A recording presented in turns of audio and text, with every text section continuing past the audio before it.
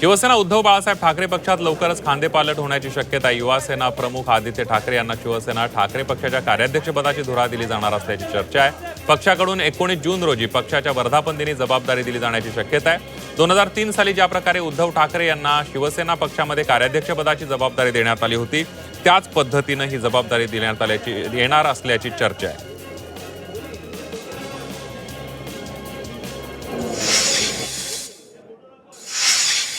तर सकाळपासून सुरू असलेल्या या चर्चेवर अखेर आदित्य ठाकरे यांनी स्पष्टीकरण दिलं. या बातमीमध्ये काही तथ्य नाही, अशी कुठलीही चर्चा पक्षात झाली नसल्याचं ट्विट आदित्य ठाकरेंनी केलंय. या चर्चेवर पडदा टाकण्याचा प्रयत्न आदित्य ठाकरेंनी केलाय. आदित्य ठाकरे यांची कार्याध्यक्षपदी निवड होणार असल्याच्या चर्चेवरून नितेश राणेंनी उपरोधिक टीका केली आहे. आदित्य यांची लवकर निवड करा म्हणजे आमचं काम सोपं होईल असं नितेश राणेंनी म्हटलंय. सोबतच आपण उद्धव ठाकरेंना लवकरच निवड करण्याबाबत विनंती करू असंही नितेश राणे म्हटलंय. आदित्य ठाकरे पक्ष सांभाळतील असं वाटत नाही असं विधान राज्याचे मंत्री संजय शिरसाट यांनी केलंय. शिवसेना उद्धव बाळासाहेब ठाकरे पक्षात एक कलमी कार्यक्रम सुरू असून अस्तित्व संपण्याच्या दिशेनं पक्षाची वाटचाल सुरू असल्याचं शिरसाट म्हणाले. मंत्रालयाला आता तिहेरी सुरक्षा कवच मिळणार आहे. आता यापुढे मंत्रालयावर कमांडोंची नजर असणार आहे. मंत्रालयाच्या सुरक्षेसाठी एलिट गार्ड तैनात केलेले आहेत. कमांडोंच्या हाती अत्याधुनिक AK-47 देण्यात आलेत. यापुढे मंत्रालयाच्या मुख्य प्रवेशद्वारावर कमांडोंचा 24 तास पहारा असणार आहे. मुंबई महानगरपालिकेच्या नाट्यगृहांच्या भाड्यामध्ये 4,000 रुपयांपर्यंत वाढ करण्याचा निर्णय घेण्यात आला. या भाडेवाढीला नाट्य निर्मात्यांनी तीव्र विरोध केलाय. या संदर्भात अखिल भारतीय मराठी नाट्य परिषदेनं महापालिकेचे अतिरिक्त आयुक्त यांना निवेदन देत ही भाडेवाढ तत्काळ स्थगित करण्याची मागणी केली आहे.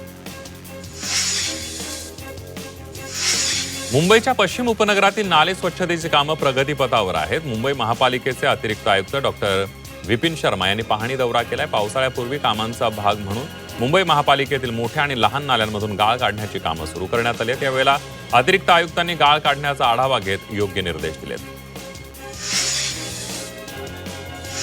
वीर माता जिजाबाई भोसले वनस्पती उद्यान आणि प्राणी संग्रहालयामध्ये शास्त्रोक्त पद्धतीनं वृक्ष छाटणी आणि वृक्षगणनेबाबत प्रशिक्षण शिबिर पार पडले. धोकादायक ठरू शकणाऱ्या झाडांची पावसाळ्यापूर्वी शास्त्रोक्त पद्धतीने छाटणी कशी करावी याबाबत राणीच्या बागेतल्या प्राणी संग्रहालयातील पेंग्विन कक्षामध्ये शिबिर पार पडलं.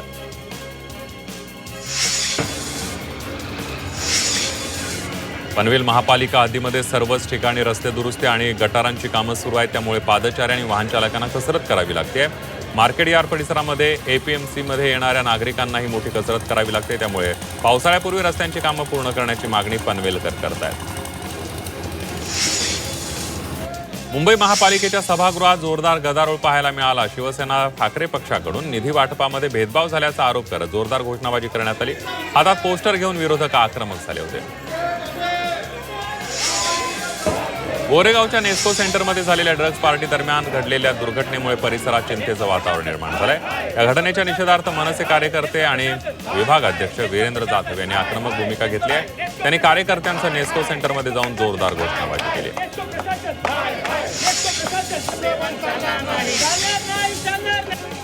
राज्यातील हजारो शिक्षकांचा प्रलंबित प्रश्न सोडवण्यासाठी वारंवार पाठपुरावा करून देखील वेतन रखडणं, शिक्षक अतिरिक्त ठरवण्याचे प्रकार सुरूच आहेत. या विरोधात आता शिक्षकांच्या असंतोषाचा भडका उडालाय. उद्या राज्यभरात शिक्षकांचं आंदोलन केलं जाणार आहे. यामध्ये शिक्षकांचे विविध प्रश्न मांडण्यात आलेले आहेत. या मागण्या तातडीनं पूर्ण करा अशी मागणी करण्यात आली आहे. एप्रिल महिनाही प्रचंड तापदायक ठरतोय. मुंबईमध्ये एप्रिल महिन्यातील कमाल तापमानाचा पहिला उच्चांक नोंदवण्यात आला. 36°C कमाल तापमानानं मुंबईकरांना चटके देत घाम फोडलाय. छत्रपती शिवाजी महाराज टर्मिनसहून बंगळुरूसाठी नवीन वंदे भारत स्लीपर ट्रेनला मंजुरी देण्यात आली आहे. याचवेळी राज्यांतर्गत गाड्यांच्या मागणीकडे दुर्लक्ष करणाऱ्या रेल्वे मंत्रालयाविरोधात प्रवासी संघटनांनी संतप्त प्रतिक्रिया दिलेल्या आहेत. तसंच कोकण, कोल्हापूर, नागपूर, पुणे आदी विभागांसाठी मुंबईहून पुरेशा प्रमाणात गाड्या सोडण्याचा निर्णय सरकार का घेत नाही असा सवालही प्रवाशांनी केला आहे. उन्हाळी सुट्टीमध्ये गावी जाणाऱ्या प्रवाशांसाठी मध्य रेल्वेनं अतिरिक्त 168 उन्हाळी विशेष गाड्यांची घोषणा केली आहे. यामध्ये एकही महाराष्ट्र राज्यांतर्गत गाडी नसून सर्व ट्रेन मुंबई, पुण्याहून परराज्यातील प्रवाशांच्या सोयीसाठी धावणार आहे. त्यामुळे राज्यातील प्रवासी रेल्वे प्रशासनाविरोधात तीव्र संताप व्यक्त करण्यात आला आहे. रेल्वे प्रशासनानं गाडीच्या अंतर्गत भागामध्ये सूचना लिहिण्यास आणि मराठी भाषेचा वापर टाळल्यानं नव्या वादाला तोंड फुटलंय. ट्रेनमध्ये हिंदी आणि इंग्रजी भाषेचा वापर केला असून मराठी भाषेचा वापर केवळ डब्यांची ओळख स्पष्ट करण्यासाठी दरवाजा बाहेर करण्यात आलाय. बेस्ट उपक्रमाला 2025-26 या आर्थिक वर्षामध्ये मुंबई महापालिकेकडून 1000 कोटी रुपये निधी देण्यात आलाय. बेस्ट उपक्रमाच्या 2000 इलेक्ट्रिक बस गाड्यांच्या प्रवर्तन करण्याच्या प्रकल्पाच्या खर्चातील 5% निधी मुंबई महापालिकेने द्यावा असे निर्देश राज्य सरकारने दिले होते. तो निधी त्यातच समाविष्ट असल्याचं महापालिकेनं स्पष्ट केलंय. एसटी महामंडळाचा तोटा कमी करण्यासाठी ठोस उपाययोजना करण्याचे निर्देश परिवहन मंत्री प्रताप सरनाईक यांनी दिलेत. एसटी महामंडळाच्या मुख्यालयामध्ये घेण्यात आलेल्या आढावा बैठकीमध्ये सरनाईक यांनी हे आदेश दिलेले आहेत. या बैठकीला एसटी महामंडळाच्या उपाध्यक्ष आणि व्यवस्थापकीय संचालकांसह अनेक पदाधिकारी उपस्थित होते. मुंबईतील कोस्टल रोड वाहनधारकांसाठी उपयुक्त ठरलेला आहे. मार्च 2024 ते मार्च 2026 पर्यंत या 2 वर्षात 3,16,59,000 वाहनांनी कोस्टल रोडची सफर केली आहे. मुंबईतील वाहतूक कोंडी फोडण्यासाठी पूल, भूमिगत रस्ते तयार करण्यात येत असून कोस्टल रोड प्रकल्प हा त्याचाच एक भाग आहे. मुंबई महानगर प्रदेश क्षेत्रामध्ये भुयारी मार्गांबरोबरच वेगवेगळ्या भुयारी पायाभूत सुविधा उभारल्या जात आहेत. त्यासाठी MMRDAला आता ऑस्ट्रियाचं सहकार्य मिळणार. ऑस्ट्रियाच्या केंद्रीय मंत्र्यांकडून MMRDAला अशा संदर्भातलं पत्र देण्यात आलंय.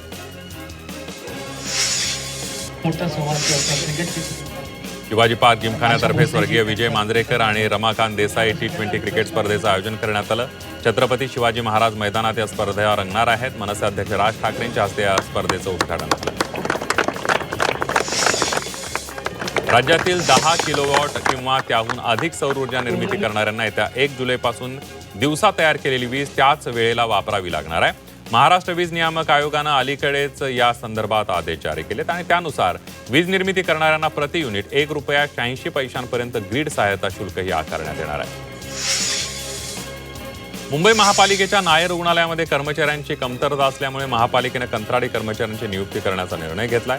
यासाठी प्रत्येक कर्मचाऱ्याला प्रतिमाह ₹29,362 पगार दिला जाणार आहे. पहिल्या टप्प्यात 171 कर्मचाऱ्यांची नियुक्ती केली जाणार आहे. मुंबई महापालिकेची तिजोरी म्हणून ओळखल्या जाणाऱ्या स्थायी समिती सभागृहातून नगरसेविकांचे पैसे गायब झाल्याचा धक्कादायक प्रकार उघडलाय. स्थायी समितीच्या सदस्या लक्ष्मी भाटिया यांच्या पर्समधून ₹20,000 गायब झालेत. बैठकीनंतर पर्स ठेवून भाटिया जेवायला गेलेल्या. जेवून आल्यानंतर पर्स उघडी असल्याचं समोर आलंय. भाटिया यांनी पोलिसात आणि सुरक्षा विभागाकडे तक्रार नोंदवली आहे. भेसळयुक्त दुधाचा पुरवठा करून नागरिकांच्या आरोग्याशी खेळणाऱ्यांना चाप बसवण्यासाठी अन्न आणि औषध प्रशासन विभागाकडून कारवाई केली जाते आहे. मागील आठवडाभरापासून FDAनं दूध भेसळ करणाऱ्यांविरोधात मोहीम तीव्र केली आहे. वर्सोवा इथं कारवाई करून दुधात भेसळ करणाऱ्या 5 जणांना अटक करण्यात आली आहे. ठाण्यातही एका भोंदूने कुटुंबाची विधिवत पूजा न्यायालयीन खटले लढवण्याची कारणे सांगून कुटुंबाकडून सुमारे ₹2.25 कोटी लाटलेले आहेत. खोट्या आश्वासनासह कुटुंबाला ₹2 कोटी फसवणूक केल्याचा प्रकार उघडकीला आला. दरम्यान या प्रकरणी कासारवडवली पोलीस ठाण्यामध्ये भोंदू विरोधात गुन्हा दाखल करण्यात आला आहे. ठाण्यात कमर्शियल गॅस सिलेंडरचा काळाबाजार करणाऱ्यांवर कारवाई करण्यात आली आहे. एका गोदामातून 100हून अधिक गॅस सिलेंडर जप्त करण्यात आलाय. कापूरबावडी पोलिसांनी छापा मारून हे कमर्शियल गॅस सिलेंडर जप्त केले. कल्याण मुरबाड रोडवरील रायते पुलावर झालेल्या अपघातानंतर पोलीस ॲक्शन मोडवर आले आहेत. कल्याण पोलिसांनी अवैध प्रवासी वाहतूक करणाऱ्यांवर कारवाई सुरू केली आहे. पोलिसांकडून वाहनांची तपासणी केली जात असून क्षमतेपेक्षा जास्त प्रवासी बसवणाऱ्या वाहन चालकांवर दंडात्मक कारवाई केली जाते आहे.